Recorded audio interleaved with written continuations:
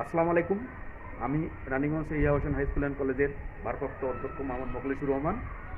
আমি প্রতিষ্ঠানটিকে সুন্দর করে তৈরি করার জন্য প্রতিষ্ঠানের কলেজ শাখার প্রতিষ্ঠানের সামনে একটা ফুলের গার্ডেন বাগান তৈরি করার জন্য এই সুন্দর করে একটা প্রাচীর নির্মাণ করে প্রাচীর নির্মাণ করে টাইলস করলাম। এগুলোতে সামনের দিকে ফুলের বাগান হবে।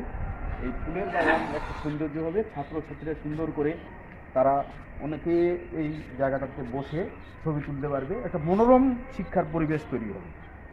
এই জন্য এই অবস্থা, এই সুন্দর সুন্দর পরিবেশে লেখাপড়া করার জন্য সুন্দর পরিবেশ প্রয়োজন করবে। যখন ফুলের বাগান হবে, ফুলের বাগানের পাশে বসতে কিন্তু খুব সুন্দর লাগে। ছাত্রছাত্রীরা যদি উভয়ে বসে এখানে